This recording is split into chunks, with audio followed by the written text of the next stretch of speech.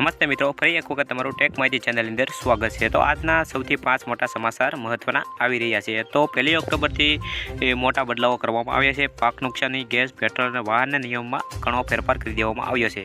તો સંપૂર્ણ માહિતી આપણે આ વિડીયોની અંદર જોવાના છીએ। સૌપ્રથમ તો તમે ટેક માહિતી ચેનલની નવા છો અને ચેનલને સબસ્ક્રાઇબ ન કરી તો ચેનલને સબસ્ક્રાઇબ કરી દેજો, જેથી મારા આવનારા તમામ વિડીયોની તમને નોટિફિકેશન અથવા તો અપડેટ મળતી રહે। તો ચાલો આપણે ફટાફટ માહિતી જાણી લઈએ। તો ગેસ સિલિન્ડરમાં થયો વધારો। તો તહેવારના સિઝનમાં શરૂ થાય તે પહેલાં જ ઓક્ટોબર મહિનાના પહેલા જ દિવસમાં લોકોને મોંઘવારીનો મોટો ઝટકો લાગ્યો છે। ઓઇલ માર્કેટિંગ કંપનીએ 19 કિલોગ્રામવાળા જે કોમર્શિયલ એલપીજી સિલિન્ડરના ભાવમાં કમરોતડ વધારો કરી દીધો છે। તો કોમર્શિયલ ગેસના સિલિન્ડરના ભાવમાં 48.5 રૂપિયાનો સુધીનો વધારો કરી દેવામાં આવ્યો છે। નવા ભાવ અને મંગળવાર એટલે કે 1 ઓક્ટોબર સવારથી જ લાગુ થઈ ચૂક્યા છે। આ વધારાના બાદ હવે દિલ્હીમાં 19 કિલોવાળું જે એલપીજી સિલિન્ડર છે તેની અંદર ભાવની અંદર 1740 રૂપિયા સુધી પહોંચ્યા છે।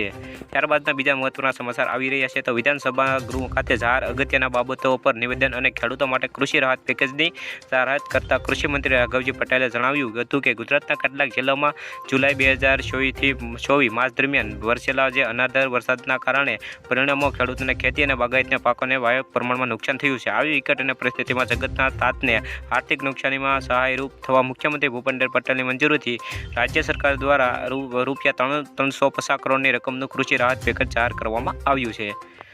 તો મંત્રી રાઘવજી પટેલ રાહત પેકેજ અંગે વિસ્તૃત વિગતો આપતા જણાવ્યું હતું કે જુલાઈ માસના જૂનાગઢ, દેવભૂમિ, દ્વારકા, પોરબંદર, રાજકોટ અને આણંદ, ભરૂચ, સુરત, નવસારી અને તાપી જિલ્લામાં મળી કુલ 45 તાલુકાના અનાધાર જે ભારે વરસાદના કારણે જે નુકસાની થઈ છે તેવા 4,06,892 હેક્ટર વિસ્તારને ભારે વરસાદથી અસરગ્રસ્ત થયો હતો।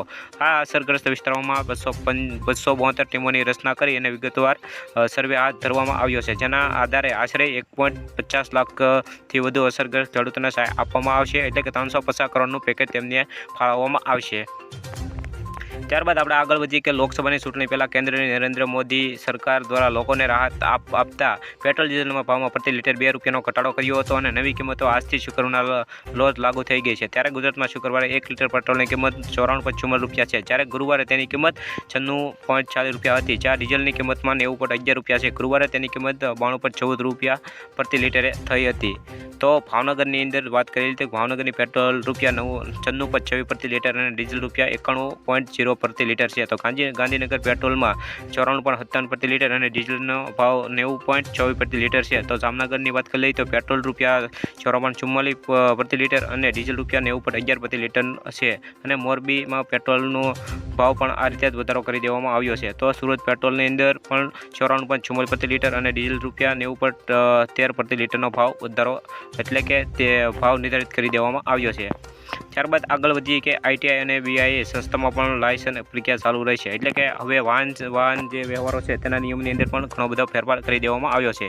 તો નવી સિસ્ટમમાં મોબાઈલ કે કમ્પ્યુટરથી ઓનલાઈન પરીક્ષા આપી શકાશે। રજિસ્ટ્રેશન કરાવી ફી ભરતા જ પરીક્ષાની તારીખમાં જનરેટ થશે। પરીક્ષામાં પૂછાતા 15 પ્રશ્નોમાંથી 9 પ્રશ્ન સાચા હોવા જરૂરી છે। તો હવે જે પરીક્ષા પદ્ધતિની અંદર તે ઘણો બધો ફેરફાર કરી દેવામાં આવ્યો છે। પહેલાં 15માંથી તમારે 12 પ્રશ્નના સાચા ઉત્તર દેવાના હતા, પરંતુ હવે 15માંથી તમારે 9 પ્રશ્નના તમારે ઉત્તર સાચા દેવા પડશે, જેથી તમે પરીક્ષા તમે જે ડ્રાઇવિંગ લાયસન્સની પાસ કરી લેશો। અને જો 9 પ્રશ્ન સાચા હશે તો જ ત્વરિત લાયસન્સ જનરેટ થશે। જણાવી દઈએ કે ડ્રાઇવિંગ લાયસન્સ મેળવવાની પદ્ધતિ પહેલાં જેવી જ રહેશે। જો ઈચ્છો છો તો ઓનલાઈન પરિવહન government.in ની વેબસાઇટ પર જઈ અને તમે ઓફલાઈન અને ઓનલાઈન પણ અરજી કરી શકો છો। તો આ સૌથી 5 મોટા સમાચાર આવી રહ્યા હતા। તો વિડીયો કેવો લાગ્યો જરૂરથી કમેન્ટ કરજો, અને તમે આવા જ નવા વિડીયો જોવા માગતા હોય તો ટેક માહિતી ચેનલને સબસ્ક્રાઈબ કરવાનું બિલકુલ ભૂલતા નહીં। તો ચાલો આપણે નેક્સ્ટ વિડીયો મળીએ, તબ તક લે દોસ્તો, બાય બાય।